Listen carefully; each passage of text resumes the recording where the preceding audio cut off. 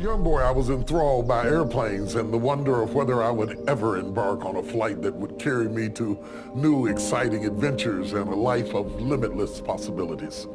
I came to know I had the power within me to soar, and that has made all the difference in my life. Flying for the first time is a lot like creating your own business, launching a startup, or establishing a non-for-profit organization. Both require a leap of faith and a willingness to take a journey of unexpected variables. In other words, both require a little bit of crazy and a whole lot of courage. Don't let fear hold you back from doing what you truly love. Commit to your vision and be the CEO of your future. You wouldn't be in this room if you didn't have a vision. You wouldn't be in this room if you didn't have a vision.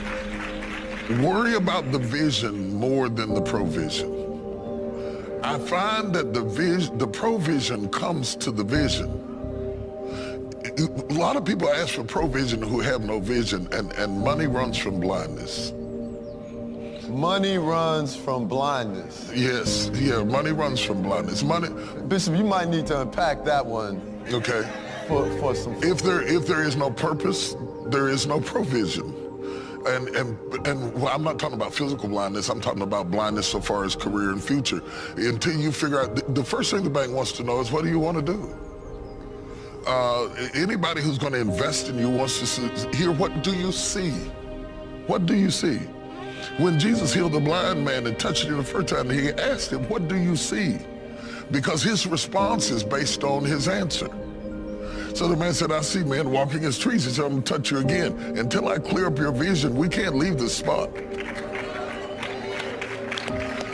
The first time I went to the bank, it was amazing. They wanted a 7-year projection of our company. And I thought, wow, I didn't know anything about business. I thought, what in the world did they want that for? I could write down anything. What they're really asking you is, have you thought through the future? That's right. They're asking you, can you see? Because if you can see, we will fund what you see, provision. But if there is no vision, how can there be provision? So when we want something, ask God for provision. But you need to be asking for vision. Because if you get a clear vision and you're passionate about it, people support people, not ideas. So if you're not excited about it, why should I give to it? When I sat down to write it, was written solely and exclusively to people who had aspirations for being entrepreneurial. Because I grew up in a home with entrepreneurship, and I'm very passionate about it, and I've expressed it to my children. As I began to write it, I thought this is also true for people who are starting churches. The same mindset was applicable. Because a person who goes to work to perform a task, and when the task is over, they go home. An entrepreneur doesn't have hours. That's right. An entrepreneur takes full responsibility for everything. You can't be one-dimensional and be an entrepreneur. Just because you like to bake cookies doesn't mean that you can just think about baking cookies. You got to think about packaging, you got to think about marketing, you got to think about health inspections, you got to think about staff development, you have to think about everything. The buck stops with you, so you have to be a global thinker to be an entrepreneur. We are teaching people to be specialists in one dimension. And it was very much like pastoring a church, starting a church. You start a church, you can't just worry about what I'm going to preach this Sunday. There are preachers who come to work for churches who are so organized that they are hired to preach. But if you start a church, you better be hired to clean bathrooms, you better be hired to drive the bus, you better be hired to balance the books, you have to be hired to do a whole lot of stuff. You know, I worked my way out of doing all of this stuff, but I started out, you know, I was the choir director, the head of the deacon board, the cleanup committee, the head of the janitorial service, and the marketing director. I had to be everything. That's an entrepreneurial mindset. As I continued to write the book, I realized that I wasn't talking about a thing, I was talking about a mentality. The mentality says, I take responsibility for where my life is going. Well, so I wrote the book Soar to say to you, whether you're working a job and when you work a job, I tell you what I'll pay you. But what I'm willing to pay you may not be how much you need to make. So you might need multiple streams of income in order to get what you are really worth, even though I've determined what I'm going to pay you. You cannot allow my evaluation and assessment of what you are worth to my company stream to be the substratum of what you hope to get for your dream and your purpose. You understand? So whether it is subsidizing your income with multiple streams of income, as I mentioned to you while I'm sitting here talking to you, we're filming in Pittsburgh. You don't always have to be present to be productive. Okay, I talk in the book about building the team around you. I call it the machine. Building the machine is imperative for you to be functional. The only reason I can sit here right now is that I have a team of staff people who are sending me texts up to the very last minute before I walked out here, telling me what's going on in all the venues, all the time, all the while, what's being shot, what's being handled, all that's going on. You have to build around you an infrastructure. And this is what one of the reasons I wrote the book is I watched my father start a business with a mop and a bucket. One mop, one bucket, borrowed a truck. Went to clean up a place and turned it into a business with 52 employees and 10 trucks servicing the state of West Virginia doing a janitorial service. And one of the things that stopped it from going nationwide, in my view, is that he wouldn't stop mopping. You understand what I'm saying? My father was such a hustler, in a good sense. He was a good hustler. It was hard to describe what he did because he did everything to survive. This is 1960. And then when he started working, he was good at work. He took pride in what he did. But in order to really get your hand on things you have to stop doing and start being. John Maxwell says, if you know how to do a thing, you will always have a job. But if you know why they're doing it, they will always work for you. Comfort in the cage. We used to be pioneers. That's how the country was settled. And we've stopped pioneering new things. We stay where it's comfortable. We play where it's safe. We don't really get out into the wild of the possibilities. We stay in the confined cage of that is tangible and touchable, 9 to 5, and that's it. But we need more creativity, and we need to follow our instincts. Now, without that, you may make some money, but you won't find fulfillment. The people who became the most successful in our society are people who broke the rules. You know, there was no presidents for 24-hour news cycles until Ted Turner did it. There's so many people who got out of the box. Look at Apple and the birth of the whole notion of Apple, or Nike, I talk about in the book, and the birthing of that corporation, how they did something with the tennis shoe that had never been done before. If you only base your decisions on empirical data, you can only repeat what somebody else already did. If you follow your instincts and your own God-given creativity, we can go where we have not been before. You are only limited by how you use the same thing God gave everybody, 24 hours. The differences in income is based on what you did with the time he gave you. Everybody has the same day, but everybody doesn't have the same pay. SOAR is about understanding why is it that somebody wakes up in the morning and they come home with 10,000 and I come home with 150 when we had the same 24 hours. And I'm saying it is as much a mindset as it is anything else. You have to own your own happiness. Take it away from other people demanding that they make you happy. Your kids are not going to make you happy. Your spouse is not going to make you happy. A big house is not going to make you happy. Own your own happiness and be responsible for doing those things that bring joy into your own heart, independently of life and people and money and all of that stuff. Right. It doesn't necessarily give you a happiness. You have to take responsibility of that peace and that joy that lives inside of your heart and not inside of your stuff. Enjoy the journey, not the destination. A lot of us delay our happiness. When I get to this level, when I get my degree, when I get the kids, when I get married, I'm going to be happy. Enjoy the journey. Enjoy the whole step, the whole process. Every day that you get up to strive for whatever it is you're after. You know, I'm a goal-oriented guy. Yeah, absolutely. But you don't celebrate when you get to the finish line. Celebrate all along the way. Celebrate all along the way. Yeah. What is something you'd suggest to add to our daily routine to empower ourselves? Quiet. We're too busy. We are so busy that we don't notice that we're not productive. Busy does not mean that you are producing. We are just spinning our wheels. And the great thinking and progress that we've made in this country, steam engines, telephones, automobiles, all types of things, spacecrafts, were done by people who had moments to think. We're moving so fast at breakneck speed. And if we get a free moment, we're on Twitter and Facebook and everything. It's the death of creativity. And I would challenge people to go back to meditation. And if you're spiritual, go back to prayer. If you're not, just go back to just laying still for a moment to clear your head, to hit the reset button. Because we are starting every day with the burdens from yesterday assaulting us in today. Let's put a comma between all of that. I read somewhere, as an actor, I think, said it, that once a week, he doesn't talk. Yeah. Doesn't talk all day. Yeah, just peace. Yeah. Yeah, just peace. Shut it all down, and you'd be surprised what you can hear when you shut up. Since we're talking about business, we're talking about money, you can't be tribal and be a global thinker at the same time. The reason money is called currency is that it needs to be able to flow. And the issue is, do you have a vision that flows beyond people who look like you, dress like you, and vote like you? And if you're going to do business, you can't do segregated business and do it well. If you've got a product that you believe in, or a message that you believe in, or a movie that you believe in, or whatever it is, you want to reach the broadest amount of people. And most people think tribally. All of their relationships, their contacts, their associates are tribal, and you block the ability to succeed when you block the ability to communicate beyond your tribe. When I was in South Africa on a safari, I was blessed to be on a safari after I had taught for a group of black billionaires a seminar about faith and finances.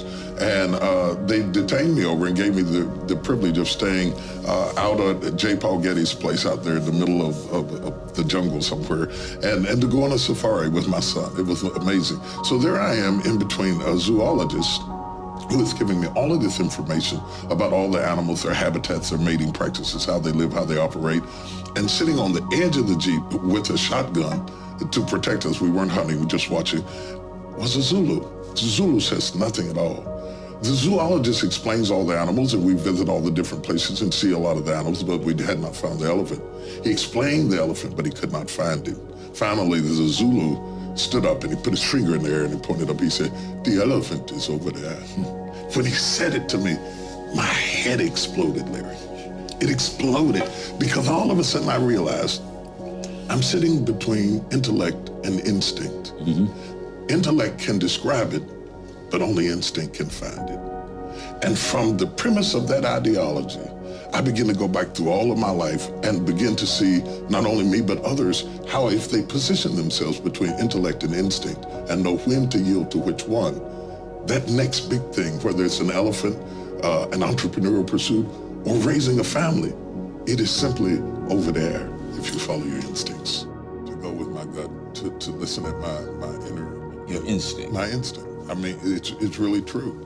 And that's why I had the aha moment out there, because when I look back over my life, I wrote a book, a man writing a book called Women That Are Loose to Women. At a time, no publisher wanted to publish it. There was no precedence for it, but I went with my gut.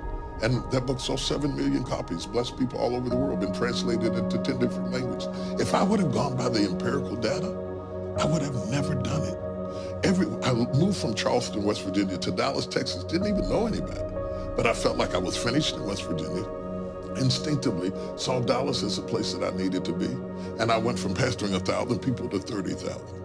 Every major move that ever happened in my life, from doing gospel plays that turned into movies that ended up with contracts with Sony's, and I've never been trained to do it. It was all instinct.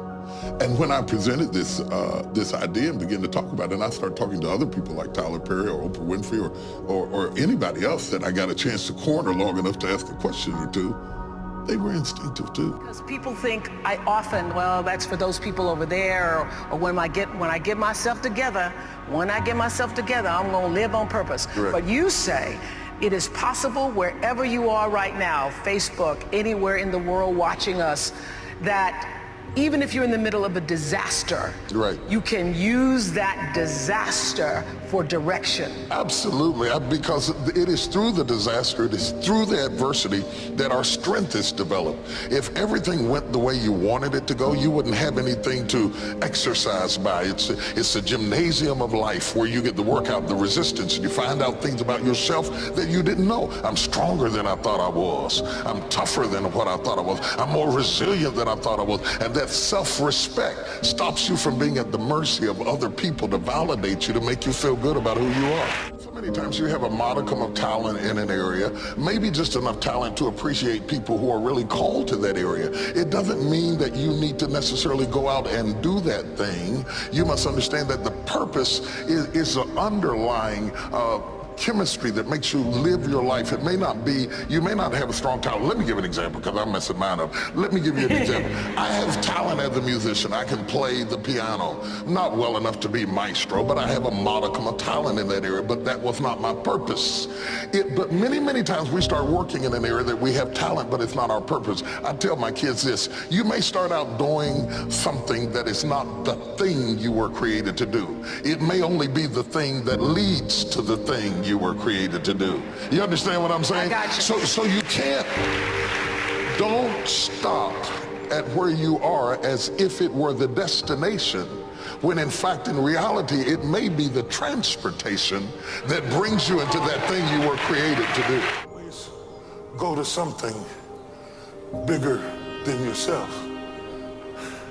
I'm wondering if you've been defeated because you have been giving yourself wholly to something that was too small to hold you.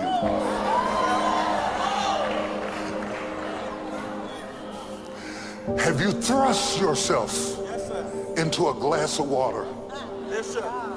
Have you leaped off the diving board into a cereal bowl person? Are you not guilty of immersing yourself into things that were too small to hold your vision?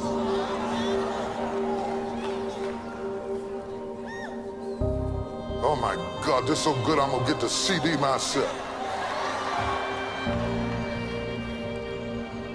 Jesus sent him to throw himself into something that was bigger than his condition. And he had to go to get to it. He had to get out of his comfort zone. My problem is so many times you've thrown big ideas at small people. You've given big commitment to cereal bowl people. And you're trying to get your sight back from a source that's too small to support what you're willing to put in. Is your investment bigger than the bank? You should see the way you're looking at me. Is the reason you keep being disappointed by people is that you have wholly thrown yourself into something that was too small. Jesus sends him to something that is bigger than himself so he can wash his eye. Are you trying to take a bath in a bowl? Since we're talking about business, we're talking about money, you can't be tribal and be a global thinker at the same time. The reason money is called currency is that it needs to be able to flow. And the issue is, do you have a vision that flows beyond people who look like you, dress like you, and vote like you? And if you're going to do business, you can't do segregated business and do it well. If you've got a product that you believe in, or a message that you believe in, or a movie that you believe in, or whatever it is, you want to reach the broadest amount of people. And most people think tribally. All of their relationships, their contacts, their associates are tribal, and you block the ability to succeed when you block the ability to communicate beyond your tribe. Entrepreneurship is not about where we're going to go, it's about who's going to be driving. And I'm saying, why are you letting somebody else drive your economic future and control it by a paycheck being the only way you can make money? You understand what I'm saying? So when you start talking about in those terms, people's brains start ticking, and they start thinking, and they approach finances different. And so I don't even want to sell a book. I don't want to sell out a conference. I want to start a conversation through a conference and through a book that brings forth fruit in your pocketbook. Because if I can get it in your head, you can get it in your pocketbook. Yes, I want to start a movement. That's exactly what I'm talking about. I want to start a movement. I want to leave the world better than I found it. I want to let America hear the things that I heard as a child that caused me to be entrepreneurial all of my life. It's something I'm very passionate about. I come from generations of entrepreneurs. And even though I worked a job, I always had a hustle too. Because I don't believe that anybody has the right to say what I'm worth. You can say what you will pay me, but you cannot say how much I make. Because what you pay me may only be one stream that feeds my Garden of Eden. It had 4. But you are only limited by your own creativity. If you take back your girlfriend time, your gossiping time, your arguing with people who aren't going to change time, you can turn all that into capital. It's you who chooses to invest in dead places. We all have the same 24-hour day. And so the book is called Soar. Some eagles fly from the mountain, and some eagles die in the valley. And the difference is, what did you do with your wings? Can you talk about that struggle? You get to choose whether you struggle or succeed based on your own creativity. And I can't remember exactly how I said it, but it really boils down to this whole notion that if you don't have a strategy, you're going to have a struggle. That's really what it boils down to. And you're a 50-year-old woman, a 60-year-old woman, a 50, 60, 70-year-old person. You can't count on your kids to take care of you. If you don't develop, and I could scream this from the rooftop, why do we let age surprise us? It warns us every day it's coming. And if you don't have a strategy that accommodates aging, you're going to have a struggle. Your daughter may not have a porch like your grandmother did to keep her mother. So you can't count on your kids to take care of you. And woe be unto you if you waste your strength without a strategy and then get shot, because in your senior years you have a struggle.